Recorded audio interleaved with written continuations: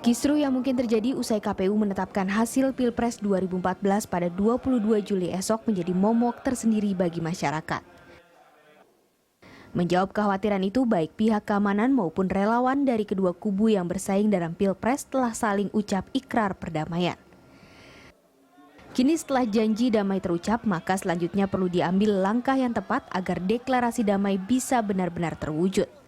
Kata damai pun harus benar-benar menjadi langkah nyata dan bukan sekedar slogan belaka. Selain aparat keamanan yang harus meyakinkan masyarakat bahwa keamanan mereka telah terjamin, kedua kubu relawan juga mesti bisa mengurai hasrat masanya masing-masing untuk tidak bertindak anarkistis jika hasil yang didapat tidak sesuai dengan harapan. Masyarakat pun diharapkan dapat menerima dengan lapang dada hasil apapun yang akan ditetapkan oleh Komisi Pemilihan Umum nantinya. Ya, pemirsa, setelah janji damai terucap, langkah nyata harus diambil agar kata damai bisa benar-benar terwujud hingga tidak ada atau tidak hanya menjadi sekedar slogan belaka. Dan untuk membahasnya telah hadir di studio kami, Kadif Humas Polri, Bapak Irjen Pol Roni F. Sompi, dan juga relawan Jokowi JK, Victor Sirait. Dan kami nanti tetap akan mencoba menghubungi relawan dari Prabowo Hatta melalui sambungan telepon nanti. Tapi saya ke relawan Jokowi dulu, ada Pak Victor di sini. Pak Victor, sebenarnya apa sih yang sudah dilakukan dari kubu relawan Jokowi JK ini untuk menahan atau mencegah terjadinya konsentrasi massa pada saat pengumuman oleh KPU? Ya, sebelum ke sana kita dari Barat JP, organisasi relawan ini didirikan di Bandung tahun kemarin oleh teman-teman aktivis. Ide dasarnya, gagasan dasarnya sebenarnya perubahan. Nah, perubahan agar bangsa ini lebih baik, perubahan bangsa ini lebih maju, lebih bersih dari korupsi. Nah, artinya kita akan sepakat dengan teman-teman, tidak ada musuh. Musuh kita sebenarnya adalah kemiskinan, ketidakadilan, dan lain-lain. Nah, kita berharap sebenarnya kita sepakat di ide itu dengan teman-teman Prabowo. Yang pertama kan, kita tidak ada musuh. Karena gagasan berdirinya organisasi itu di situ. Dalam perjalanannya kita ketemu, kita mencari Pak Jokowi, dan hanya percaya kita bahwa Pak Jokowi yang bisa memimpin perubahan bangsa ini. Nah, terkait dengan besok ya, terkait dengan besok, kita di media atau di beberapa pertemuan Pak Jokowi sudah menyampaikan sebenarnya beberapa hal, dan kami sangat mematuhi itu. Yang pertama yang disampaikan, tinggalkan identitas ketika kampanye. Tinggalkan atribut seperti baju kotak-kotak, salam dua jari, dan lain-lain yang tidak bisa saya sebutkan satu persatu. Artinya masa itu sudah selesai. Ya, sekarang kan ini kita tinggal menunggu hasil dari KPU. Nah, itu sudah tugas KPU.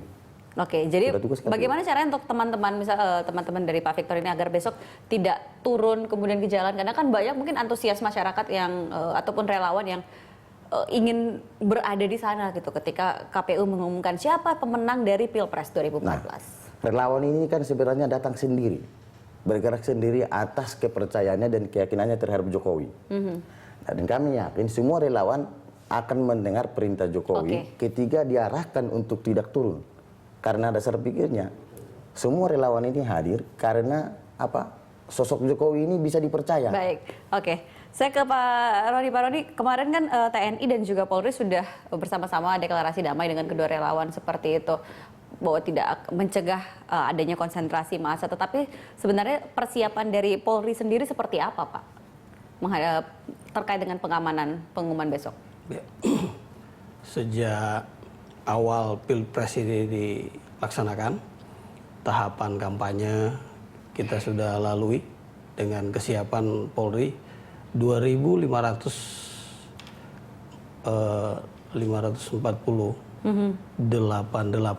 anggota, 254.088 anggota Polri se-Indonesia, ditambah anggota TNI 23.000. Ya, ini masih tergelar sampai saat ini.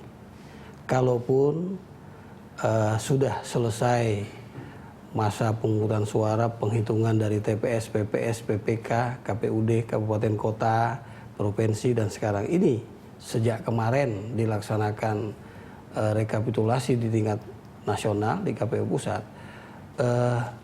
penggelaran pasukan itu tetap seperti semula. Nah, kemudian untuk Jakarta, karena memang sudah beralih di Jakarta, ada 23.000 anggota gabungan. Oke. Polri, TNI, dan juga Pemda DKI yang mengamankan untuk kegiatan rekapitulasi tingkat nasional. Khusus di sekitar gedung KPU, itu 3.460 anggota. Dan diperkirakan gabungan. bahwa gedung KPU itu akan menjadi pusat konsentrasi seperti itu? Ya, itu menjadi tempat yang menjadi fokus dari pengamanan, karena kita harus memberikan kesiapan para penyelenggara pemilu, yaitu KPU, untuk melaksanakan kegiatan sampai tanggal 22 besok, ya, bahkan juga pasca kegiatan tersebut. Sebelum tanggal 20 Juli, Ya.